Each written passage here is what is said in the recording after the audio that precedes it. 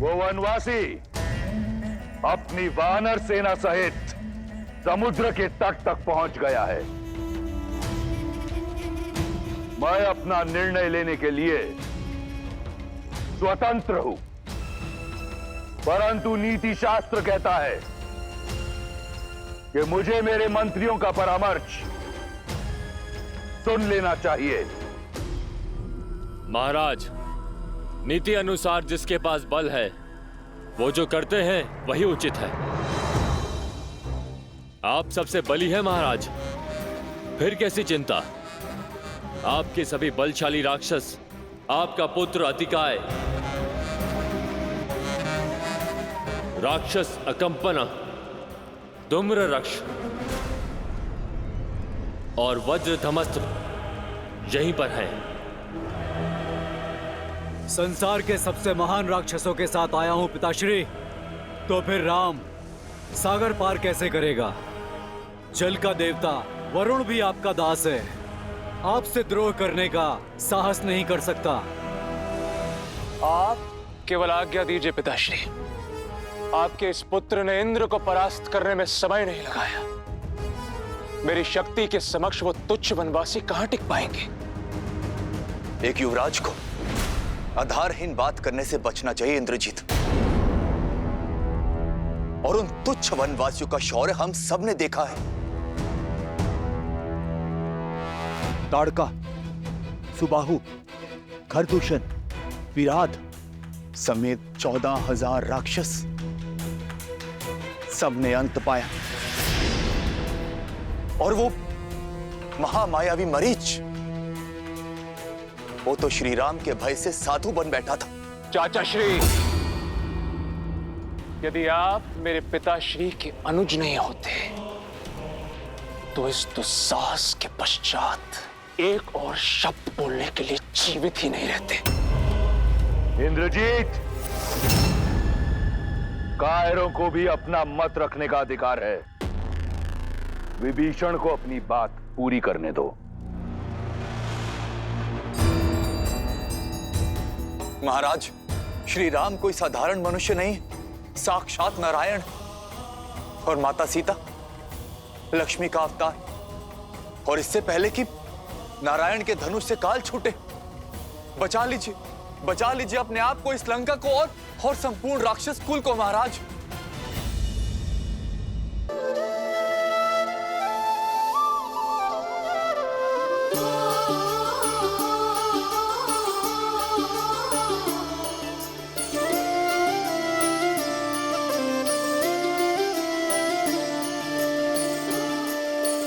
जन्म जन्म का है ये संगम, राम रतन सीता वैभव धन।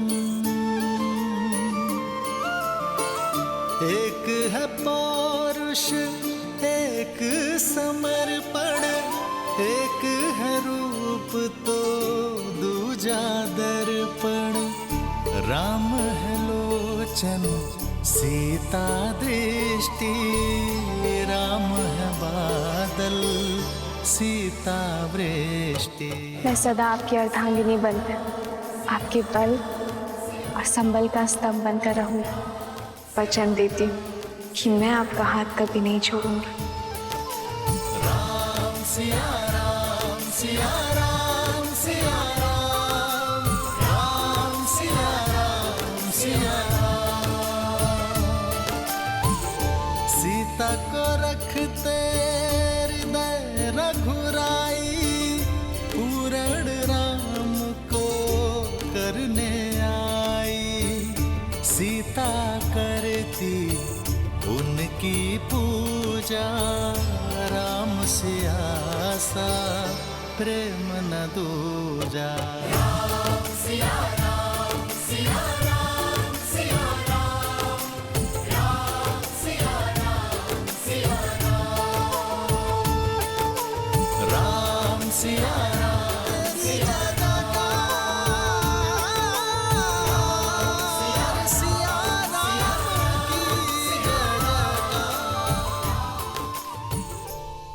आपके आगे हाथ जोड़ता हूं मैं, केवल एक बार केवल एक बार अपने इस भाई का सुझाव मान लीजिए।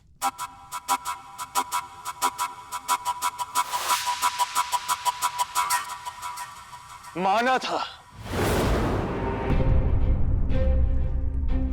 एक बार आपका सुझाव माना था चाचा श्री। राम के उस दूत को जीवित छोड़ा था और फिर सबने देखा कि उसने क्या किया। अब अपने दूत के किए का दंड राम स्वयं भुगतेगा। केवल मेरे पिता के एक संकेत मात्र का विलंब है। उसके पश्चात राम और लक्ष्मण का शीश कट के उनके चरणों में पड़ा होगा।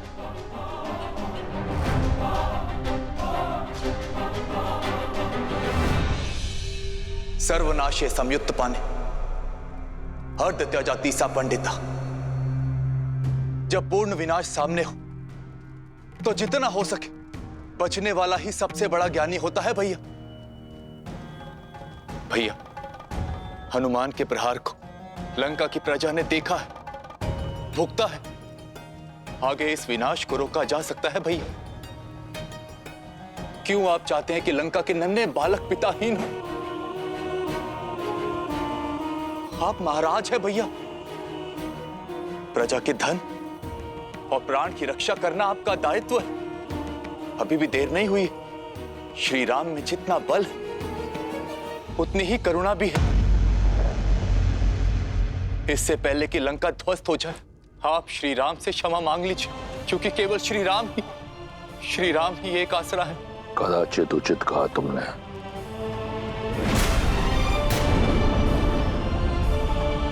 राम के अतिरिक्त अब कोई आसरा नहीं है तुम्हारा।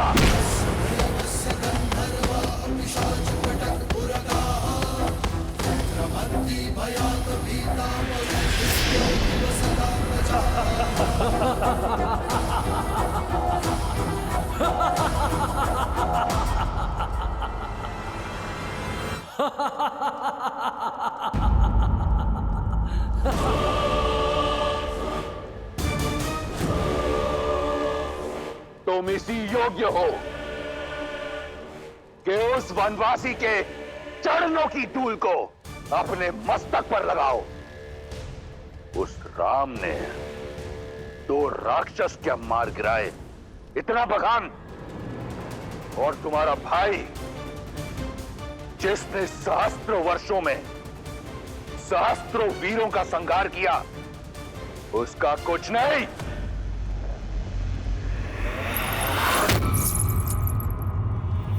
याद है मुझे कि तुम ही हो जिसने हनुमान को सीता का पता बताया, और सीता ने हनुमान को हमारे बल के बारे में बताया।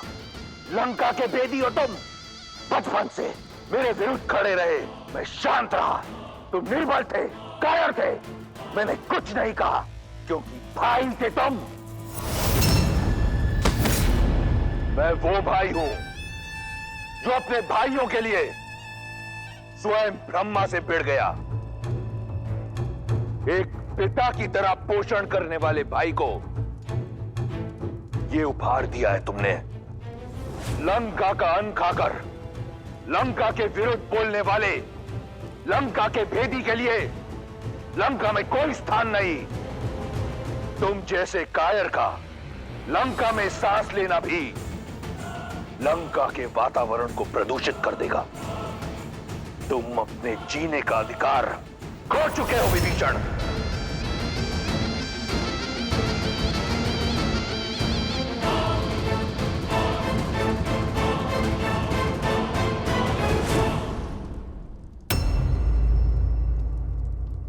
यदि मैंने माता को वचन नहीं दिया होता कि जीवन भर तुम्हारे प्राणों की रक्षा करूंगा, तो यहां इसी क्षण तुम्हारे प्राण हर लेता विभीषण।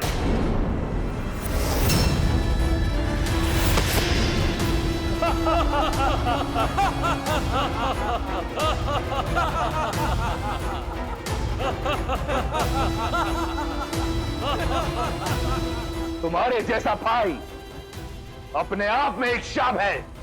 चले जाओ मेरे राज्य से, मेरी लंका से, मेरे जीवन से। आज के पश्चात मुझे भैया मत कहना। जाओ।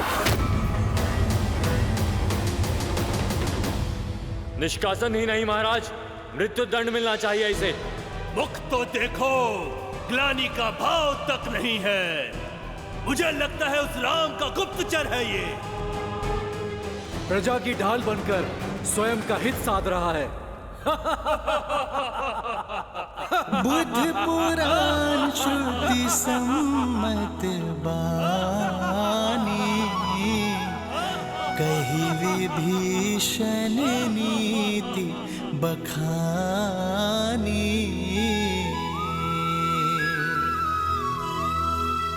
सुनत दसानन उठार साई, खल तो ही निकट मृत्यु अब आई। भैया,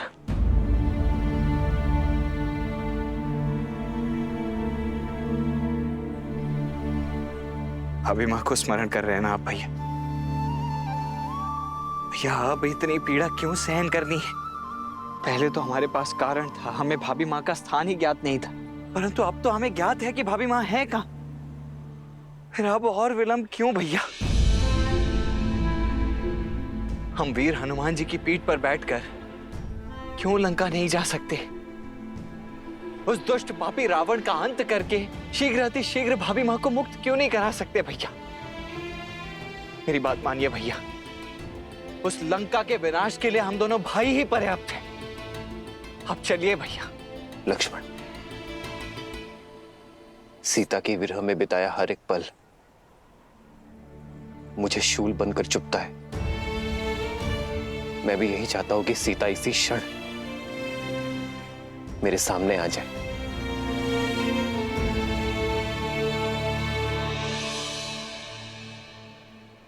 परंतु इस युद्ध का उद्देश्य केवल रावण का अंत करना नहीं है लक्ष्मण। रावण के भय का अंत करना है। उद्देश्य है कि कुछ ऐसा किया जाए जिससे भविष्य में कोई रावण जन्म न ले सके।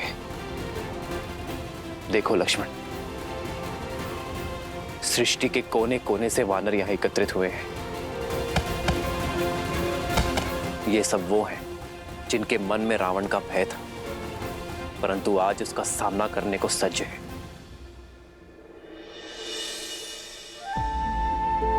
लक्ष्मण, संग में रहकर अधर्म के विरुद्ध बड़ी से बड़ी लड़ाई लड़ी जा सकती है लक्ष्मण। मैं नहीं चाहता कि इस युद्ध के पश्चात ये मुझे भगवान समझे। मैं ये चाहता हूं कि इन सबको प्रेरणा मिले कि प्रत्येक वानर, प्रत्येक नर असंभव को संभव कर सकता है अपने दृढ़ निश्चय से, अपने परिश्रम से, एकता से। ये युद्ध अब केवल व्यक्तिगत नहीं रहा लक्ष्मण। ये युद्ध केवल राम की रावण को ललकार नहीं, बल्कि पाप को रौंदने चली पुण्यता की हुंकार है।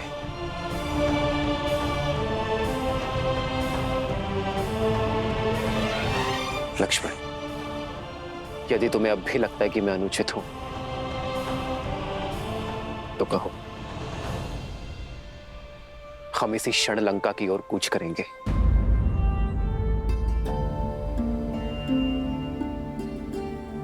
सीता आएगी लक्ष्मण, विश्वास और प्रेरणा का साधन बनकर।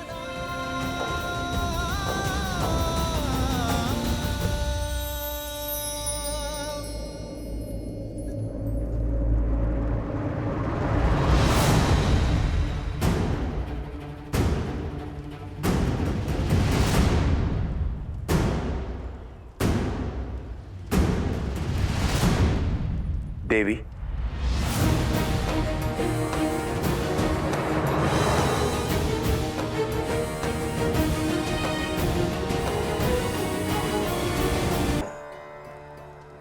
मुझे मार्ग दिखाने के लिए। आपके कारण ही लंका से पहली बार कोई शुभ मार्ग पर जा रहा है।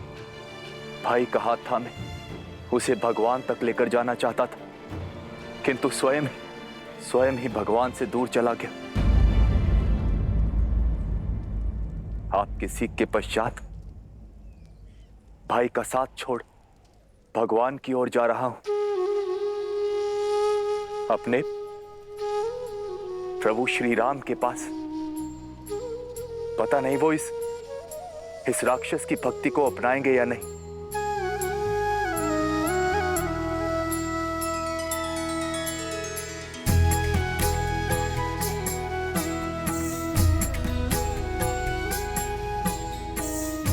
चिंता ना करें, मेरे श्री राम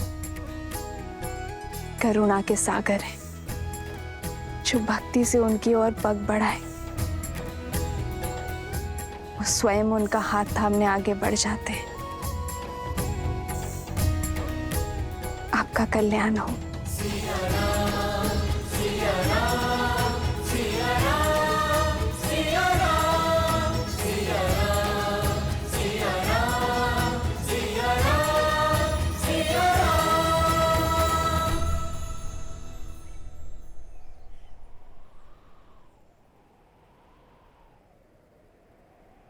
हमें आप पर और श्री राम पर पूर्णतः विश्वास है। हम लंका की जनता के लिए आपके साथ आएंगे। जिस प्रकार यहाँ आपके सहयोगी रहे हैं हम, वहाँ भी आपके सहयोगी होंगे हम। धन्यवाद। आइए, जिस स्थान पर आपको सम्मान ना मिले उस स्थान से चले जाना ही उचित निर्णय होता है। आइए।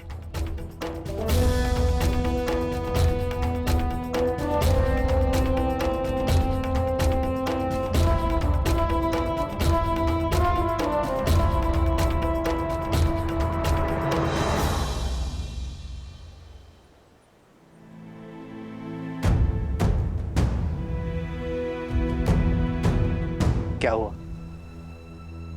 मेरे वानर वीर चिंतित क्यों लग रहे हैं? प्रभु, चिंता की ही बात है। सेना को जल की आवश्यकता है। देखिए कितने कुएं खोदे, लेकिन हर जगह से खारा ही पानी आ रहा है। प्रभु, आपने कहा था कि प्रयास करो तो प्रकृति भी सहायता करती है, पर हमने कितने कुएं खोदने का प्रयास किया। आप देखिए प्रभु।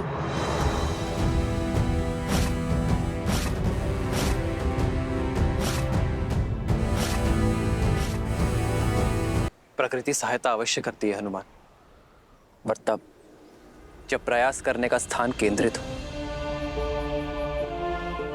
इतने कुएं खोदने के स्थान पर यदि एक कुआं खोदते और गहरा खोदते तो मीठा जल अवश्य निकलता।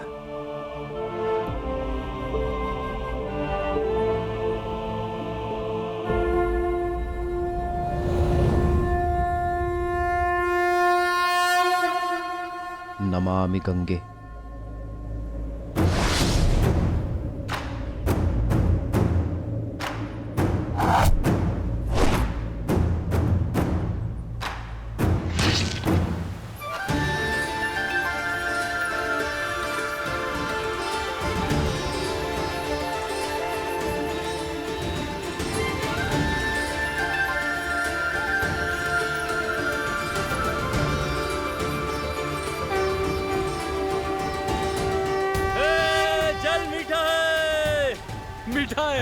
मीठा है जल। अद्भुत। जहाँ प्रभु श्री राम हो वहाँ हर कार्य सफल होता है।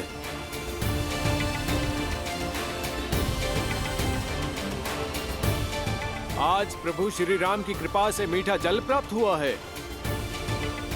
हम एक बार और प्रयास करेंगे और सागर पार का मार्ग खोजेंगे। उचित कहा भ्राता। जय श्री राम।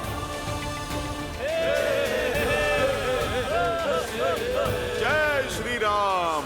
जय श्री राम। जय श्री राम। जय श्री राम।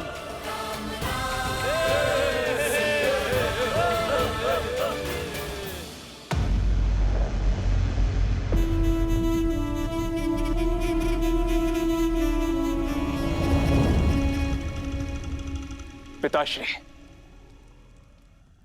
मुझे आपसे बात करनी है। लंका का युवराज इंद्रजीत चिंतित लग रहा है। क्योंकि इस चिंता का कारण आप हैं पिताश्री। जब आपके अपने बहनोई ने आपके विरुद्ध शीश उठाया था, आपने उन्हें क्षमा नहीं किया। शूर्पणखा बुआ को विधवा बना दिया। पाताल लोक तक जाकर विद्युत जीवा को खोज कर मार गिराया आपने। तो फिर आज एक विद्रोही को लंका से जीवित कैसे जाने दिया? क्यों नहीं दंडित किया विश्वासघाती विभीषण चाचा को? केवल इसलिए क्योंकि वो आपके अनुज है। प्रश्न उचित है तुम्हारा। जिसने अपने द्रोही बहनोई के प्राण हर लिए, उसने अपने भाई विभीषण को क्यों जाने दिया? क्योंकि मैं यही चाहता था। किंतु क्यों पिताश्री? अभी जान जाओगे। शार्दुल, आज्ञा कीजिए महाराज। मेरी छत्र छाया से निकलकर लंका से निष्कासित होने के बाद विभीषण के लिए संसार में कोई स्थान नहीं।